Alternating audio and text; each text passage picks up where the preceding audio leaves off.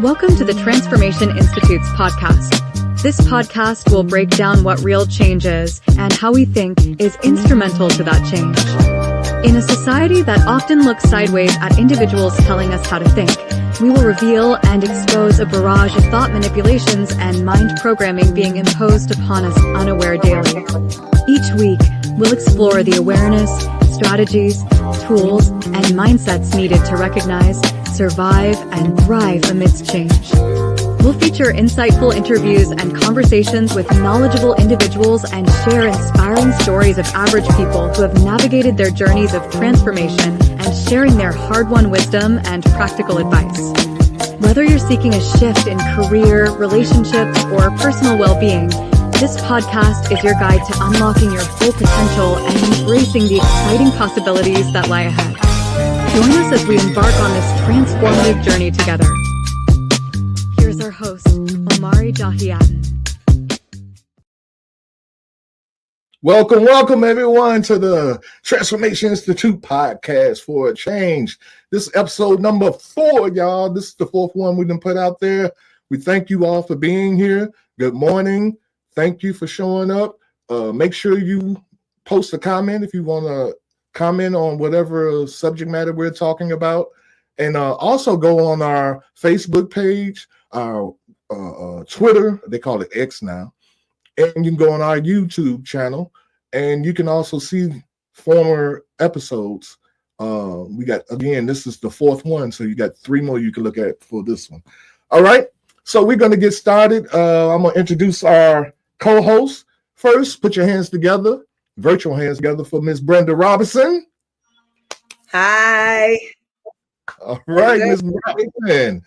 Thank you for being here. And then put your hands together, virtual hands together for Mr. William Birch. All right, yes. Brother Will, what's going on, sir? What's going on, brother? All right, and then put your virtual hands together for Miss Vanessa Rogers.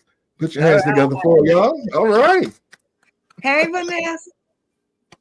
What's up, Nestle Crunch Crunch? She's stuck. Did she freeze? She's stuck for 1 minute. Just a little bit. Okay.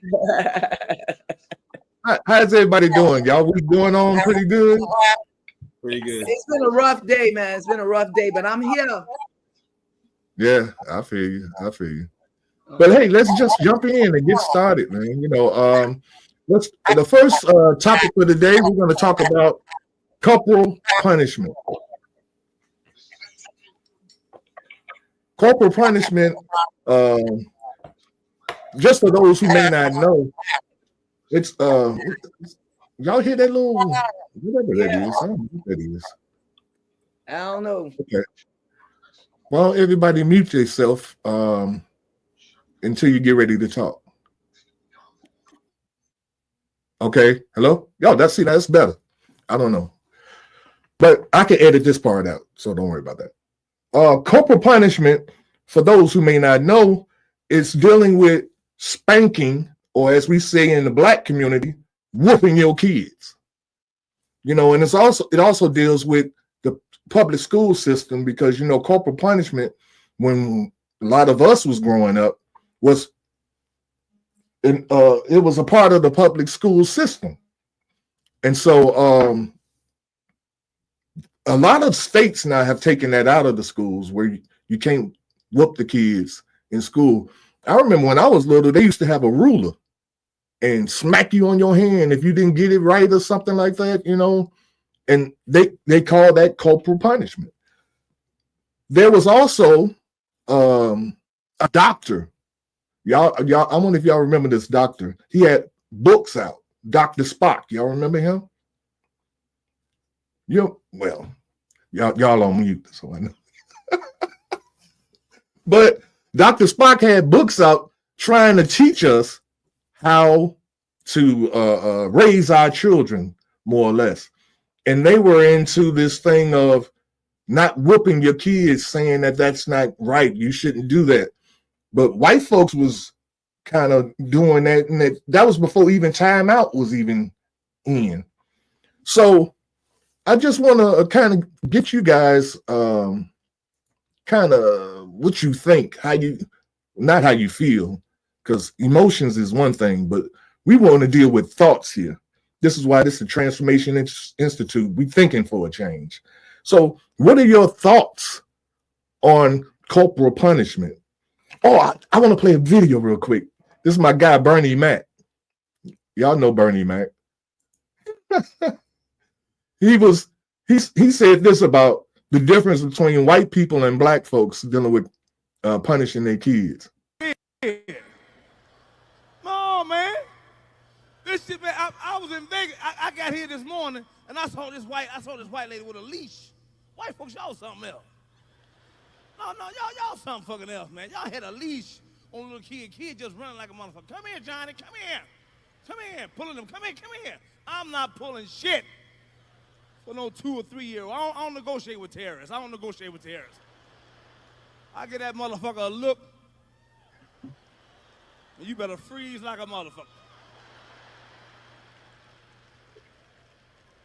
I'll break your little motherfucking jaw. These little son bitches something else, man.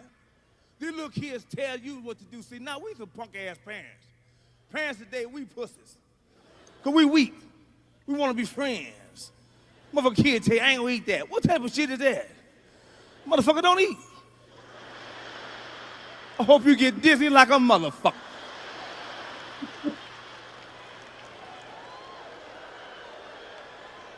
My little niece gonna tell me I'm going on a hunger strike. Bitch, go ahead on, don't eat shit. I hope when you walk, you just fall the fuck out. Just fall. Okay. Bernie, boy, that boy was bad. I'm sorry. Bernie's my guy. Now, Bernie Mac might have been extreme, but I mean, I kind of agree with what he's saying. I mean, when they came up with these laws, you know, I think it was, what year was that? I think I wrote it down. I think it was 1974, something like that. They instituted this law where you couldn't whoop your kids. Some of y'all remember that when they first came out with it. And now all of a sudden kids going around talking about, that's illegal. You can't hit me. You can't whoop me. You can't do that. I'll call the police. And you know, black parents, you know what they were saying, right? Yeah, you might not make it to the phone, you know? So what do y'all think about that? I'm muting myself. Y'all go right ahead. Who's first? Well, go ahead. Okay, so I remember us getting whoopings, but I don't really remember when they started saying that you can't whoop your kids. And I don't think a lot of African American parents adhere to that rule. I think that some of them still like whip the kids. You know, I see that today kids need some sort of discipline. I agree. But like I was talking with someone earlier today, my son got older, and I can hardly remember like what you call whipping my kids. But my son was when he started to be a teenager was a little bit disobedient, and I remember whipping him a couple of times, and it wasn't like nothing big or bad. And when he got older, he told me that he was not going to do that to his kids. It made me feel like he thought that was like the worst thing a parent could do. And, you know, it kind of made me feel bad, even though I didn't do him like my mom or my dad did me. So, I mean, I think that whipping is a harsh word to use. And then corporal punishment, that just sounds real bad. And if I really think about it, the slaves got whipped. Then we was whipping. So everybody was whipping. So that's kind of bad when you think about it. Exactly. I was thinking that same thing, that slavery kind of introduced that type of punishment, I might say, you know, and we kind of carried it on as we became free slaves. Will, you wanted to say something? Yeah. I of course, you know, I come with a different perspective about everything. So I honestly don't know what corporal punishment is, right? Because we use words to intimidate us as people, black people, because we were intimidated as slaves, like we just talked about, and we're continuously being intimidated by corporal punishment and whoopings. It's called discipline. Spare the rod, spoil the child, right? And the thing is this: we can't keep using these words as fear tactics for our community when we say we can't whoop our kids, but the police can whoop our kids, and we're supposed to be okay with it. We're supposed to whoop our kids before the police have to do anything to our kids. And for us to be out here thinking that, oh, well, I'm not going to get him right or her right, and you think that we're supposed to go out there and march with you when the police have to get him or her right, is foolish. I totally agree, man. I mean, you guys are making some excellent points, because, like, again, in 1974, when they introduced the federal law, they called it the Child Abuse Prevention and Treatment Act. They introduced that in 1974, whereas parents couldn't whoop their kids, but they didn't stop the police, like you said, Will. What you got to say, Vanessa? So when I was looking at when it started and everything, and the different states when they started banning it in schools, most of them did start like the early 70s, but a lot of them followed in the 80s. And I'm thinking, it seemed like when I was growing up that you could whoop your kids with no problem, or at least that's what we saw in our communities. And it's just amazing, like, you all touched on slavery. So it is a mentality. It's instilled in us because this is what the slave owners did to us. The slaves in turn did that to their children because they learned that behavior from the slave owners because they knew, okay, that's how they got us in line. So we're going to get the next people in line, and so on and so on. And it just went into our parents and everything. But when I was younger, I remember, like you said, my mother would tell you, okay, you can try to call if you want to, but you got to make it to the phone, like you said.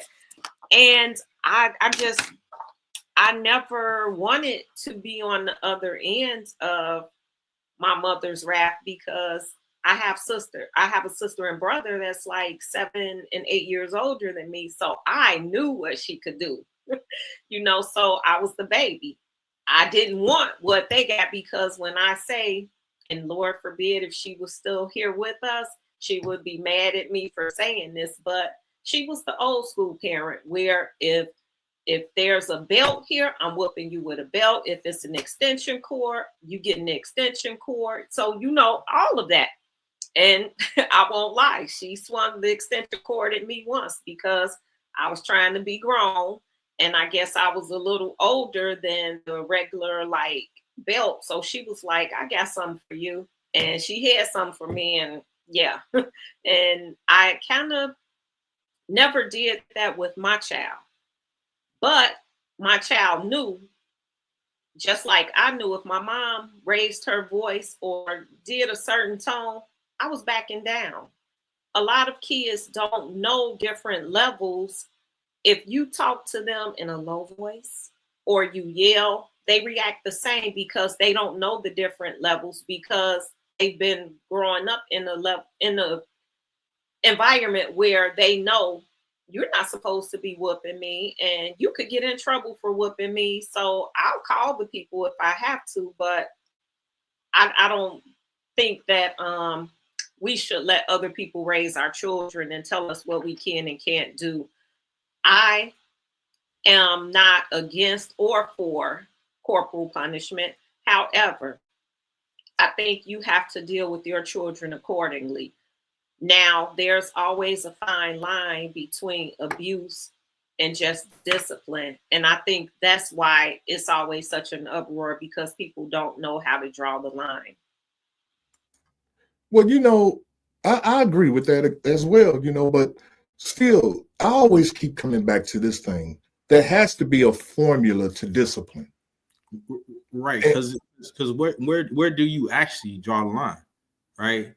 Every child has different level. Every child has a different level of showing out, you know. And in the reality of the situation, us as parents know who we were as young adults, and that's our DNA.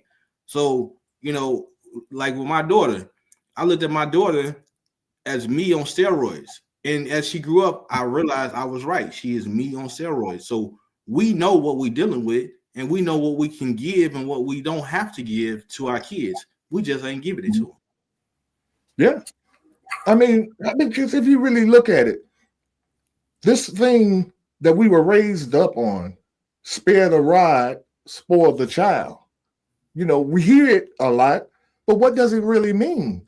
I mean, when they say spare the rod, does that mean you got to go out and get a big stick and just beat your child down as punishment?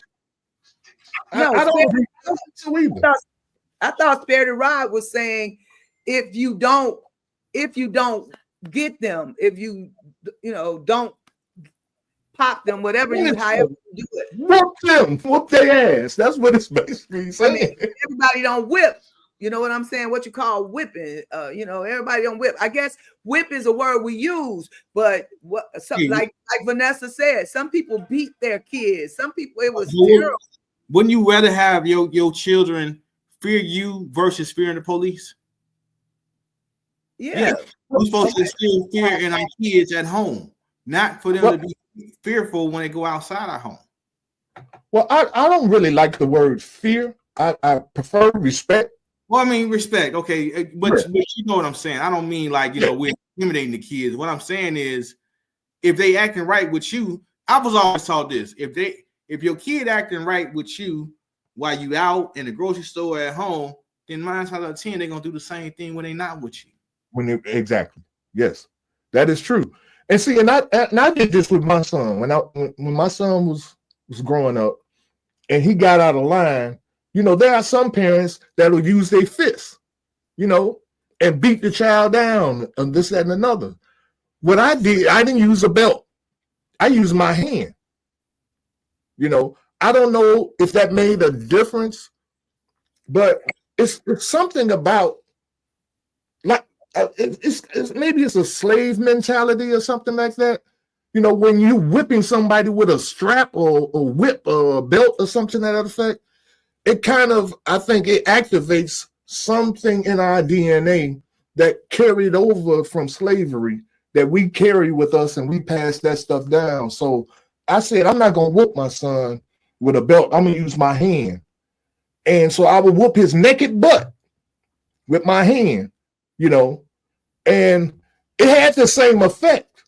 It stung his butt, but I don't believe it traumatized him to the point like I know how I was when my mother whooped me, man. I was trying to hide, I was trying to run, and she just swinging, and it's traumatizing, So the thing is, it's traumatizing, but that discipline that you receive made you know what not to do. So I'll use myself for example. I was a kid. I was a one and done kid.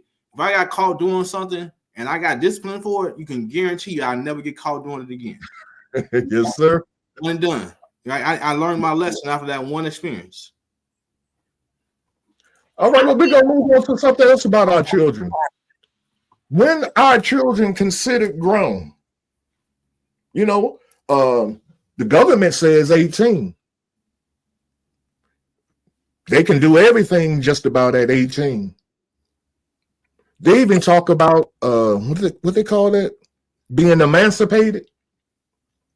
How a child can be emancipated from their parents at 16, 15 years old. They can go to court. They can take you to court and emancipate themselves from you, saying that they can take care of themselves.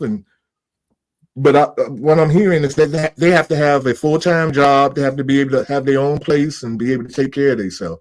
Now, I do believe this, and I want to hear what you all think about it. I believe that a person, even if you're 20 years old and you living in your mom and daddy house, you still ain't grown, in my opinion. What y'all think? Right. I'm muting. I can kick this one off. I believe that as a parent, the law say you growing at 18, but you're not growing in my eyes until you're 25 and you can take care of yourself and pay bills and manage a bank account. That's when I responsibly will turn over the adulthood to my child. Amen. I agree with that 1,000%. You smiling, Nestle? What you got to say? I honestly don't think that we really should put an age on it. So legally, for a lot of reasons and purposes, yeah, they may be grown enough to do this at 18 or definitely by 21, but it's all about the child's mentality, their personality and everything. Some children grow up by 21, some grow up by 18. Some, it's sad, but 30 and still aren't grown mentally where, you know, they can support themselves. But a lot of that plays on how we raise them as well. When we were growing up, we were told, as long as you're in my house. So we kind of carry that on. But a lot of children do mature where they can do that. They do have jobs. They do have responsibilities, but it's not enough for them to be out on their own. But they're grown to actually make it once they can, you know, go into the world on their own. And some don't.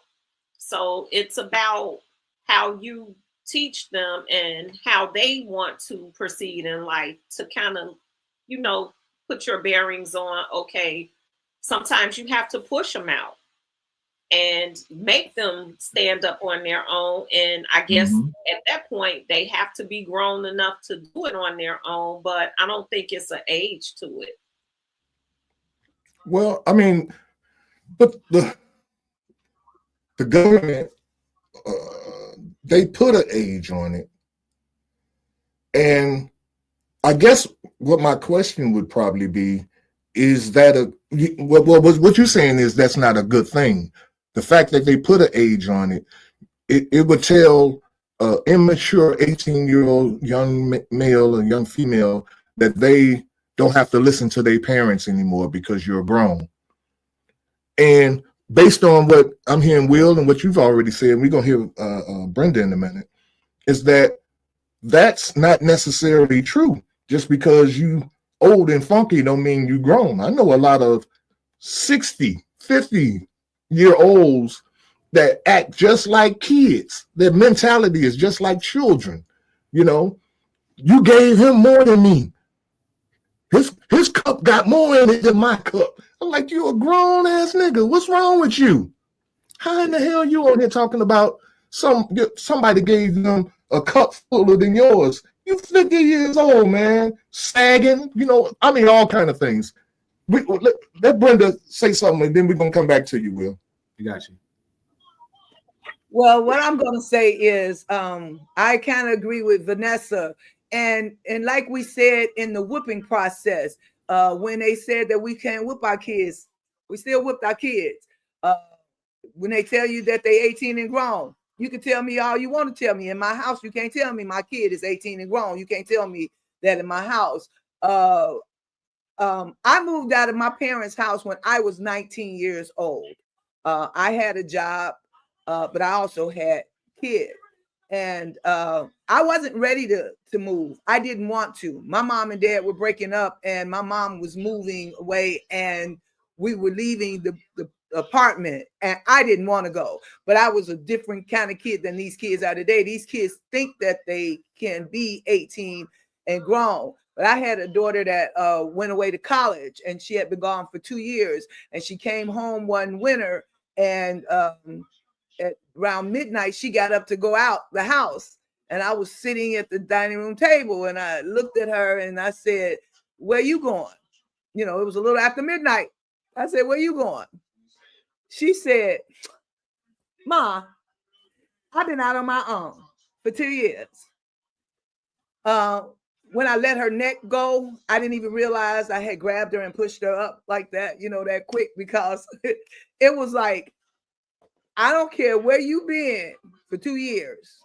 in my house at midnight, you don't just get up and walk out and act like I'm just not here. So, 18, 21, I'm not. I think 21, I would kind of consider grown. They can still be grown and immature. So if your child is 60 and immature, do you still talk to them like they got to stay home and you gonna whoop their butts? I mean, I think it got to be at some age they are grown. I think that, but I think that the state, nobody can really tell us when our kids are, what we can do with them and all of that in our own homes. If they're in your house, if they 50 and they're in your house, they still got to follow your rules. I don't know if you can't whoop their butt, or anything like that, but you can put their rusty, dusty butts out. You know what I'm saying? If they don't want to follow your rules, go ahead, Will. You wanted to say something after Vanessa. No. I just wanted to point out, the fact that the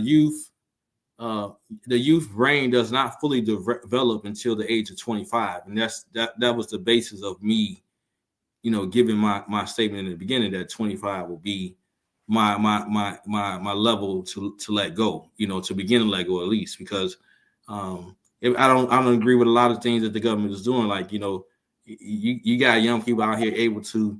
And I'm an advocate for cannabis, but I just don't think like if the youth brain don't fully develop till 25, then we should really up that age to 25 for young people to consume, so that they can consume with a fully emancipated brain. That's just my take. Oh, most definitely. I again, it all comes back to who's going to raise your children. And should there be a standardized methodology by which it's done that is passed down generationally, whereas I don't care if you don't like, because see, I know Brenda, your daughter didn't like the fact that you grabbed her in her collar and this, that, and another, but your daughter's a very successful young woman right now to this day. You see what I'm saying? And the thing is what we're not looking at is that sometimes you have to do things that are uncomfortable, in order to get your point across and get these young people. And we were young once. And, my mama had to grab me in my collar, all of us. She got a broomstick after me. It wasn't to whoop me. It was because I was mouthing off and I thought I was grown, like kids do. And she had to let me know, you don't run nothing around here, but if we don't let these kids know that, we'll be like what Bernie Mac said. We'd be some punk ass parents, letting the kids, we want to be the kids' friends, and I'm your homie. And no, I ain't your homie. I'm your daddy. You do what I say. You in my house, you do what I say. Anybody else before we move on to the next one? Go ahead, man. Today, what we are seeing, what I'm seeing, I'm going to talk about me.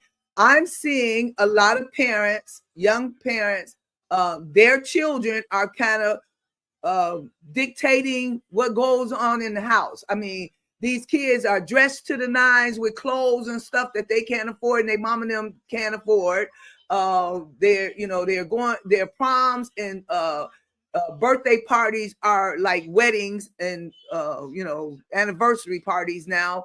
And I mean, in on one hand, people are saying that we've moved on up, to the east side. We can do better in our parties and stuff.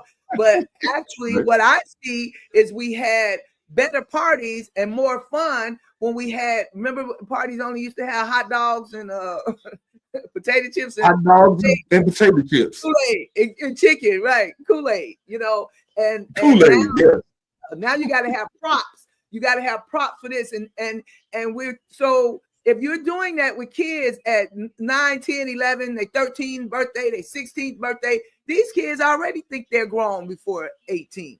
So, I mean, and look what's happening out in the world real quickly, that these kids are disrespectful to grown-ups in the world now because they're disrespecting their parents. Their parents are letting them be grown up so fast. They go out and they're disrespectful in the world. So, I don't know if we can do anything about that now, but this talk, maybe somebody will say, hey, let me watch my kid and let them be a kid as long as they can.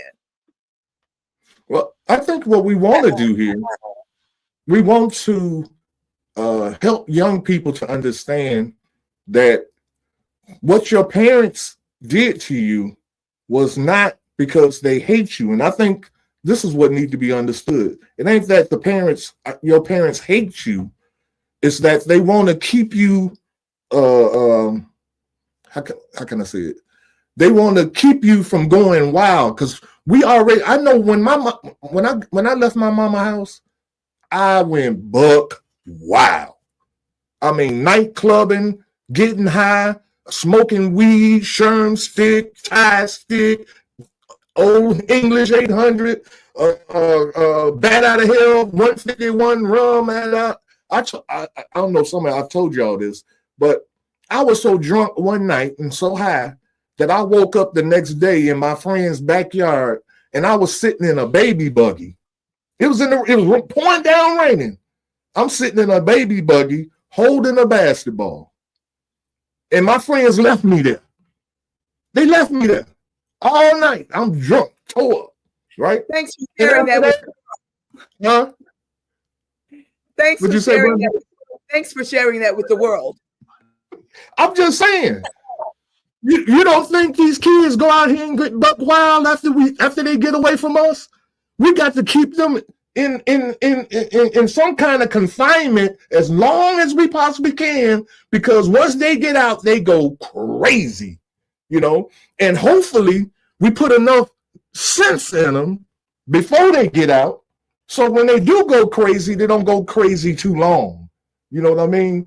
Like, I didn't go crazy that long, because when I found out that my friends left me out there, guess what? I got me some new friends.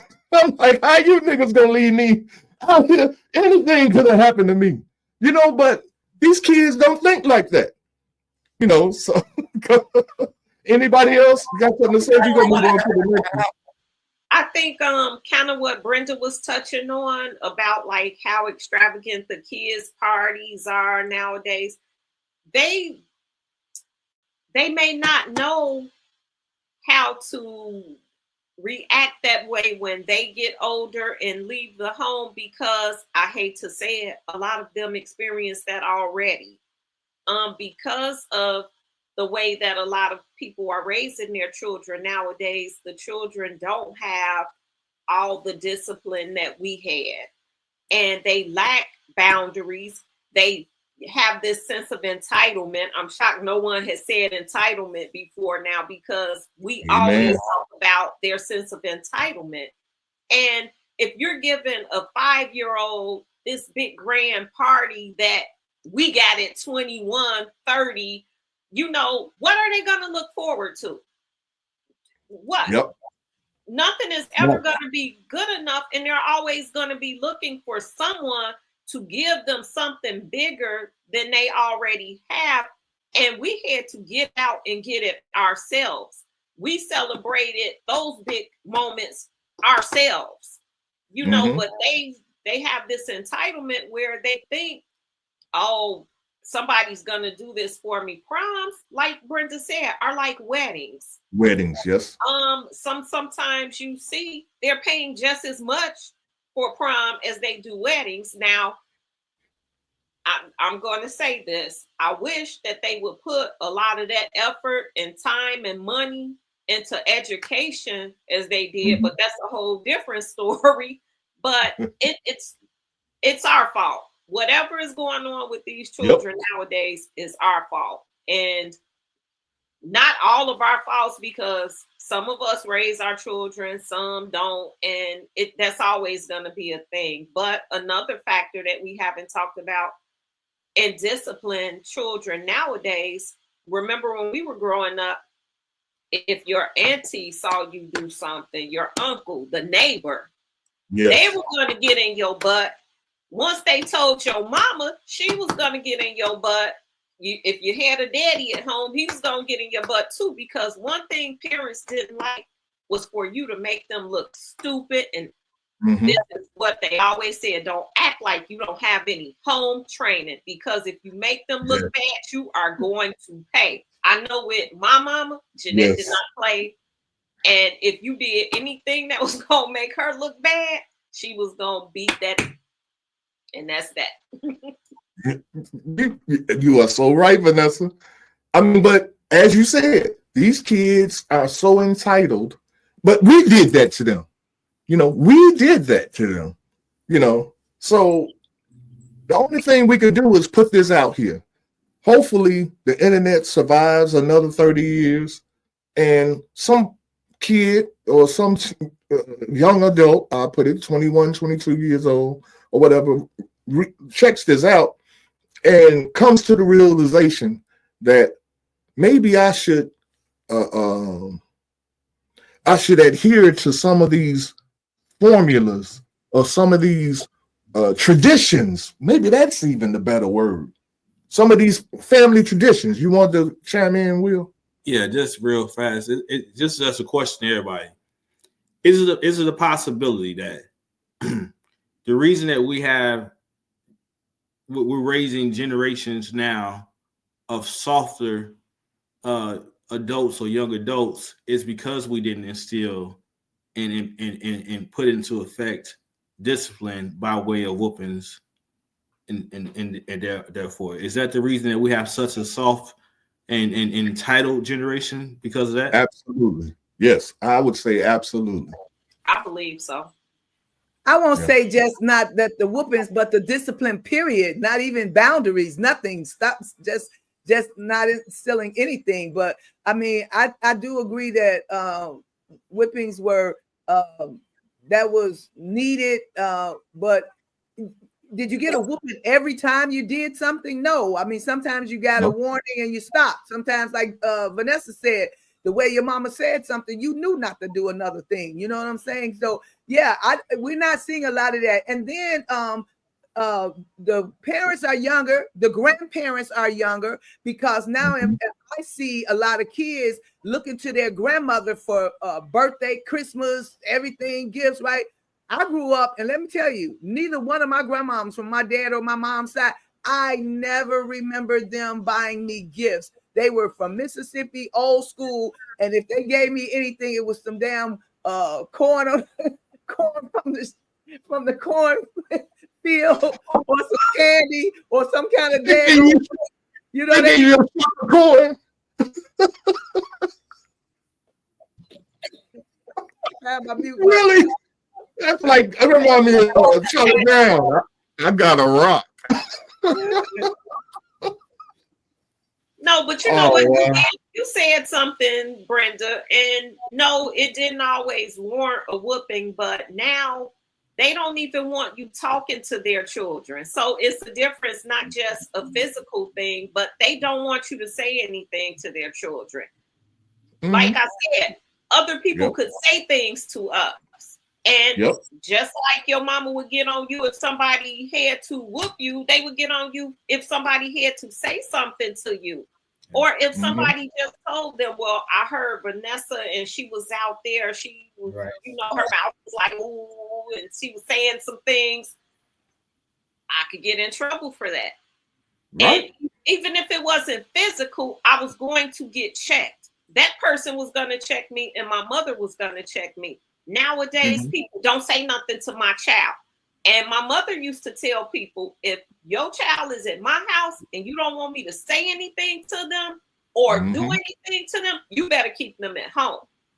Now, people, you got to fight people if you say something to their kids. They come out ready to fight and all of that. And at some point, people like, well, you know what? I ain't saying nothing to you. I'm not saying nothing to your child. And now kids think they can just run amok and do whatever, say whatever to adults. And that's actually what's happening. Yeah. Right. They don't even think, oh, well, I won't say this because that's an adult. They don't have that respect level. Right. They don't know this is an adult. You don't talk to an adult like that. It's all out. You're right.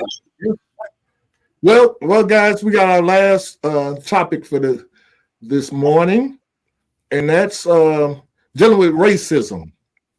Now, I'm gonna tell y'all why I selected this topic because I'm guilty.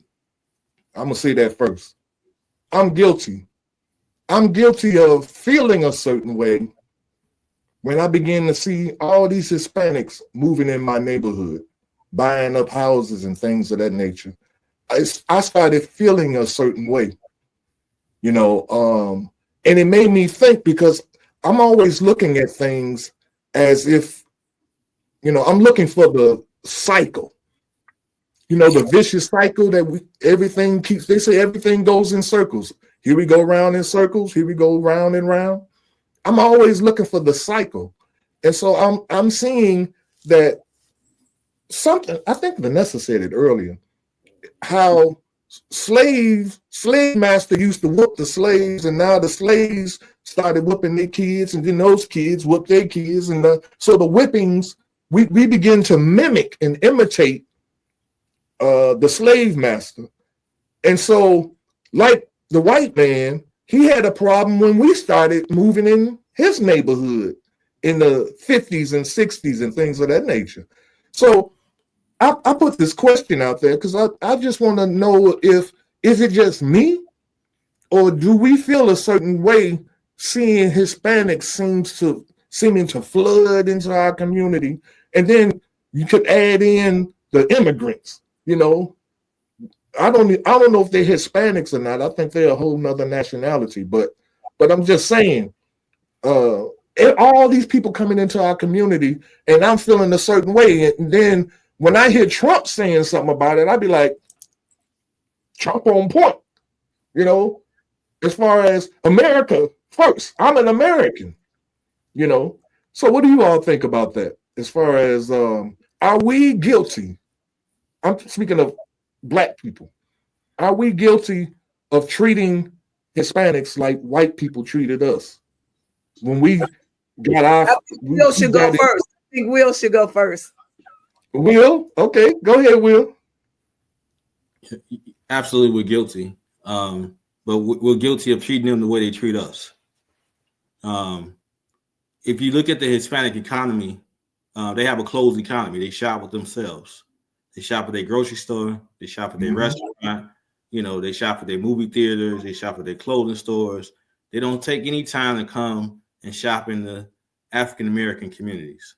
Right. But we on the other side, we like, we're like human prostitutes. We're gonna go and patronize everybody. We're gonna go get some tacos on Tuesday. We're gonna get some Chinese food on Wednesday. We're gonna go to the restaurant and get some pizza on Friday. And so again, when we talk about economy, we are strengthening their economy while they're looking at us and our economy going down and demising itself. So yes, we're guilty, but we're guilty of treating them the way that they've been treating us for many years. I mean, because I ain't gonna lie, I'm guilty. Man, I'll go get that corn. I see them out there on the cart. I love that little corn that they be selling. But guess what? My wife can make that corn now. So I just don't understand, how is it that they can come into the community, they can set up a cart, but we can't buy a cart and go on our same corners and sell the same corn to our people. Our people wouldn't buy from us. No, you know what I'm saying? We get harassed immediately asking for, where's your license? Where's your peddler license? They don't answer that question. You know why? Because they speak no English. So they don't answer. Exactly. Vanessa, you want to say something? A lot of that is our fault. We allow that. And part of that is because we don't behave that way anymore, because we used to have our own communities. We used to shop with our own people. We used to have our own neighborhoods, and our dollar used to circulate in our area. Now we want to fit in so much with the other America that we spend all our money with them. The Black dollar It's the dollar that they love. That is what makes America run, that black dollar. Because as soon as we get it, we spend it. But we're spending it with everybody but us. And that's the problem. And as soon as we start doing that, then we can talk about that. But the Hispanics, they move like we used to. You know, we used to live together and then branch off. You know, for a lot of people, our families may have come from the South and they all lived together, and the next family went out just like they do to this day. So we stopped doing things because once we got a piece of the American pie, it's like, well, I got mine, you better get yours now. And that's what happened. It's our mentality. If we start saying, hey, black first, and stand on that, they couldn't mess with us. They would be begging us for our business. Now they talk crazy to us. They don't care. They say all this racist stuff because they know no matter what I say to them, they like my product. They're going to buy it. If we say, no, remember FUBU, for us, by us? Yep. And Tommy Hill, nigga. Don't forget him. Yeah, so we were saying, forget all of them because we had FUBU, Carl Knife. We had all these black brands and we spent our money with the black brands. And next thing you know, they start trying to figure, we got to get this money back. So they start doing things. And then, you know, it's all about what you got, what someone else has. I got to have it because you have it. You can't have it and I don't have it. And it just so happens those aren't the names that are associated and look like us. So until we start doing things like that for us, it's going to be a problem. But I don't blame them because they're doing just what we did, like I said. And if we continue to do that again, like I said, we'd be unstoppable. Yeah. But you know, I don't dislike Hispanic people. I think I like you say, I like how they move and how they stick together and they work together. And you know, they cousin, if you got a roofing job, they're going to say, hey, I got a cousin that cuts grass. I got a cousin that lays cement. I got a cousin that do this. They refer each other. They work together. You see what I'm saying? We, like you said, Vanessa, we used to do that. But for some reason, we done lost that. I don't know what happened, but I wish we could figure out what happened so that we could fix it. Brenda, what you got? This part right here, that really saddens me. I mean, I know that that's a reality, but it saddens me, man, seriously, to like right now I'm talking with like tears in my voice because it's sad that, I mean, I remember my people coming up from Mississippi, staying with my mother's sisters, younger sisters, stayed with us until they got a job, got some money, and got their own apartments. And we had some lived in Gary, Indiana, and some a little further south, and we visited each other all the time. And when people came up from Mississippi, we slept on floors and stuff. You know, we let our aunts have our beds, and we made pallets. And I talk to my family like this all the time. And what I get from I have grandchildren who are in their early 20s, and they sometimes say, oh, grandma, that's like what you used to do. To me, it is, I see them, they go to college, they got jobs, they're doing things, but what is it in their heads that won't connect? Now, in my neighborhood, I'm surrounded by, like you say, I don't know what, are they Hispanics, you know, or whatever they are, but on both sides of me, the east and the west side of me, they bought these houses. They fixed these houses up so beautifully. And now in their basement on one side, they done made it looks like a whole another apartment. They done changed the basement windows to a door. The other people they got like all these people that come out in the morning to go to work. I love that they do that. I have no ill feeling against them. As a matter of fact, the neighbor to the west, we speak and talk all the time. Her husband, her kids, you know, I've gone to their little gatherings, you know, stuff like that. I have no problem with them. My problem is, like Vanessa said, with our own people. Like somebody in our family moved out of one of the houses. Something happened with his house. He's our family member. It's a couple of us on the block, and he didn't tell us that whether he was losing the house or whatever, and then somebody else bought it. You know what I'm saying? Instead of talking to us and let us help you, and let us help you keep your home, or let one of us buy it, or you know what I'm saying? I don't know how we're going to ever stop doing that. I pray that these things touch somebody's heart, because we do too many little silly things. Like right now we're talking, but somebody is going to say something about, well, they just silly because I'm not letting nobody stay with me, you know, that kind of stuff. So I don't know. I don't even know. I'm not mad at the Hispanics or whatever they are. I just wish we were. We You missed that last little part, Brenda, but that's okay. I said I wish that we can change our way of thinking. That's what I wish. I just pray for that. I want, if whatever I can do to be a part of that. I promise you, at this stage in my life, I want to help bring about some change, because I have little grandchildren, and I don't want to see them go through the stuff that we're going through right now. You know, and if I could, I would really change some things. And I mean, even if I have to change my life to let their lives be different. I mean, this really bothers me to see us like this. I can't stand it. Well, you're doing something right now, Brenda. You're doing something. We're documenting thoughts, this kind of thinking, and prayerfully in the future, somebody will pick this kind of thinking up and move it forward. Will, you wanted to say something? No, I just wanted to piggyback on something Brenda said, that there's a very serious illness in our community, the Black community, and that's pride. We have a lot of pride, but it's for a reason, because we also have a lot of judgmental spirits and no humbleness. Our community, because we have quote unquote arrived, that we think we arrived, we don't have humbleness.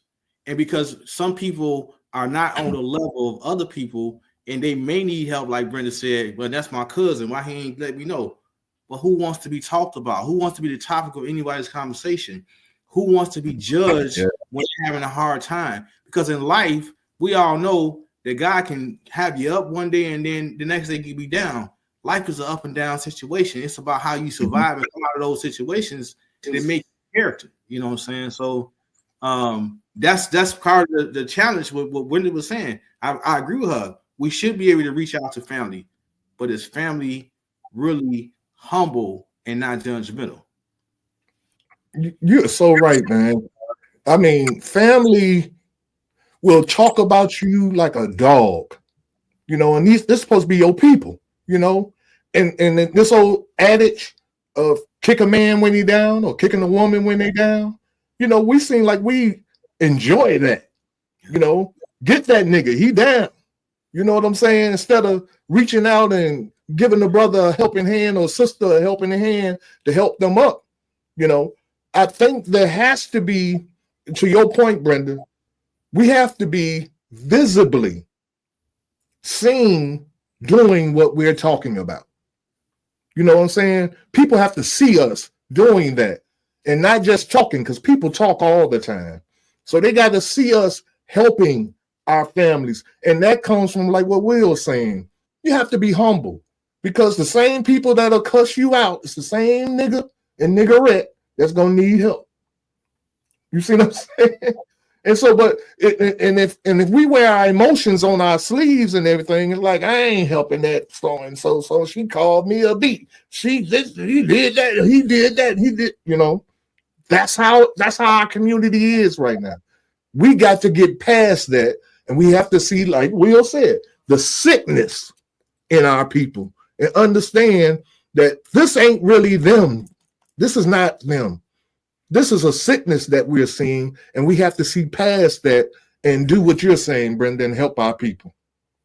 So how do we show that though? How, I mean, individually in our families, how do we show that? I can say that I feel sometimes like I'm called what they call me. I got issues. I'm single and I live alone, so I address issues. Right? I just come out and address, and they say she just over there by herself thinking up stuff. So I mean, so it seems that if you get a title attached to you, and then it kind of rolls down, so then the next person say she just over there, so I mean, I'm still gonna push for some stuff, for some betterment though, but like the cousin that didn't tell us, that goes to what Will said, that was pride. Because we still don't know if they lost the house. You know what I'm saying? We don't know exactly what happened, but we know that when they were living there, they act like they wanted to live there and stay. Then we just know something happened, and they didn't say anything to us. And so the pride. How do you break pride? I mean, I don't know. Well, with humility. I'm sorry, Will. No, I was just saying you break pride with humility. You break down any barrier by showing love, and to show love, you be humble. Well, our time is up, so let's do our closing thoughts on what Brenda just said. What can be done in order to turn things around? What this thing dealing with punishment, how to punish our children. Now, I remember in one other episode, Victoria had said something about, maybe whipping wasn't the solution. Maybe it's another type of punishment that can be implemented that gets the same results. So I guess what I'm saying is, what are our thoughts based on everything we've talked about today? Our closing thoughts, dealing with children thinking they grown before they are grown, dealing with how we feel about the Hispanics, our family, all of those things. Can we just wrap that up in a nice little bow in our closing thoughts? We'll start with you, Nestle. Okay, so for me, as far as the discipline, I still feel like you should discipline your child according to how you feel fit. Like I said, I don't have a pro or con against disciplining as far as the corporal punishment part. I just believe you should not be excessive with it. For some children, just talking is going to be enough. Raising your voice may be enough. But for some children, you have to show them, this is what I'm standing on. You know how they always say, I'm standing on it. I'm standing on it too. As far as the community aspect, I think we kind of touched on this last week with the whole, what we need to do as Black people. We have to get our house in order first on anything and that deals with us as a whole. When we start putting our money back into our communities, our businesses, our education, and everything, I feel like we can control how they see us, what we accept from them, what we allow them to do. All of that will change. But again, it's unison. The whole thing about them moving into our communities, I don't feel any kind of way about it. Where I live now, I live in a mixed community. And this is the first time ever. I've always lived in the hood. I've always lived with my own until I just couldn't anymore because it was too much for my anxiety, for my health. But would I move back to the hood if we got our stuff together? No doubt. In a heartbeat. Because that's all I've known the first 50 years of my life. Okay. Mm-hmm. I believe that they want the same things we want. They want the same respects we want. it's going to be some good, some bad in everyone's community. So it's about us getting together with like-minded people, doing like-minded things to make us a better people. I hope that eventually we could all be.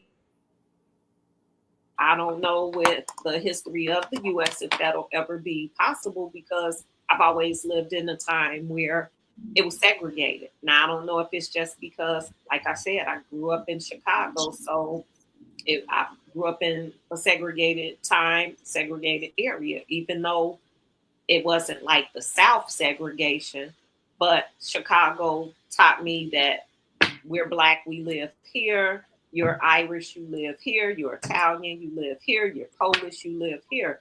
So, and we all were fine with that.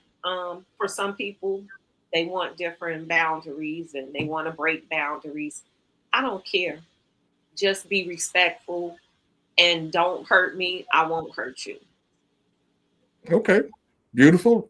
What you got, Will? Your closing thoughts. Well, as it relates to discipline, I feel like discipline is necessary and it needs to be reevaluated and reinstilled in some fashions. As far as community is concerned, I'm very much in support of locking up lawbreakers that enter our country illegally and occupy our space and take up all of our financial dollars from the federal government. I think that's hurting our community. And I think that in order for us to feel safe again and to replenish our coffers, we need to make sure that people get back home to their families. And I support everything that the president is doing. As it relates to family, I think that, it's important that we have to get back to family. We got to get back to family gatherings, Sunday dinners, barbecues, holiday gatherings, things of that sort, because that's the foundation and nucleus to building a strong family foundation and making sure that everybody knows everybody and is in support of everybody. Amen. For real. Brenda, what's your thoughts? Okay, I'm gonna put all mine in one basket. There's a scripture that says, "And now by faith, hope, love, these three, but the greatest of these is love." And I believe that. I believe in the if you discipline your children with love. There's also a scripture that I might not get it quite right, but it says that those you love, you chasten. You know what I'm saying? That means you punish them. You correct them. Those you love. My daughter used to say to one of my nieces. She used to say, "You don't love your son. You don't love your son." And she was looking at her like he was crazy. She said, "Because you don't discipline him. If you love him, you discipline him because you're teaching them something." So I believe that the greatest of these is love, even with the other people moving into our communities. If you're showing love if to the family, I'm not saying that if you gave that family member more love that he would have told us, because he still might have been some pride or some feeling like, some shame or whatever. But I believe that love covers a multitude of sins. And I believe if we begin to show more love, give more love from the heart, then, hey, I believe that we'll be all right. Either we'll love and we'll love those around us and they love us back. And then we have to deal with the world as a whole. I don't think, I don't want to say that I don't believe that the world could ever be just one big cohesive group of loving people, but I believe that we can start with us. Most definitely. Well, my little closing statement is based on the need for us to understand who we are and where we are in time. Everything that we go through in our life is a lesson for us, and the challenge that we're having here is that there's a big separation between the young people, the older people, I'll put it like that. And because of that separation, and I don't believe that separation is just by happenstance. I believe it was created. This division was created because the way that you make a family or a community stronger is by passing down traditions, family traditions, like Will was saying, Sunday dinners. That's so important. But we don't, I mean, when I came up, I didn't see it as a valuable thing for the family to sit down and eat on Sundays and have conversation. I didn't see that value. I see it now as an older brother. You know, I see the value of it now. But it has to start somewhere. And so the Transformation Institute is this vehicle or tool that I would say I would want to use in order to get people thinking. We need to think again. And so if we can begin to think about changing how we think, maybe we can change how we act and the things that we do. I'm going to start that Sunday thing in my house. I mean, it's got, like how we say we got to start somewhere. I'm going to tell my wife, we need to have Sunday dinner every Sunday. Me, you, and my son, you know, our son, I keep saying my son, but our son, you know, and even our daughter and her family. Maybe we can go to their house one Sunday and all of us have dinner, and then they come over to us and we all have dinner on Sundays. I think that's the beginning. Will said it. That's going to make our family stronger, and the children are going to be able to hear some things from the grown people that's going to make them think. And I believe that's the beginning of it. Yes. I was going to say, not only just have the dinner, but have a conversation, a topic or something, and not always, I mean, the topic that the kids could interact with and stuff, mm-hmm. It's not, because, families have get-togethers and then everybody be everywhere. But yeah, mm-hmm. The start to purposely have family dinner for the purpose of us engaging with each other and learning from each other and stuff. So yes. People can see some stuff, some different perspectives, Yeah. Most definitely. And then those you kind of incorporate the history of the family, because a lot of families don't know history. You sit around and you talk and you learn stories and you're like, I never knew that. So that's a moment. And all of this, it used to be normal to us. So it didn't seem like it does now because it was normal. So we just need to bring back that normalcy. That tradition. Yes, ma'am. Most definitely. Hey, I thank you guys for being here, participating in the podcast, sharing your thoughts about family, about corporal punishment, our children. It's been a blast, y'all, and I thank you all for being here. And I thank you all for being on this early in the morning. It's not that early. It started at 11. So I thank you all for being on. Again, make sure you put your comments in the comments section so that we can see what you think about the comments that in the subject matter that we're discussing here on the Transformation Podcast for Change. Until next Saturday, we thank you for being here. We out of here. Peace and hair grease. I didn't say peace in the Middle East. Peace. Thanks for supporting our podcast. We look forward to seeing you next Saturday. Until then, strive for a peaceful mind.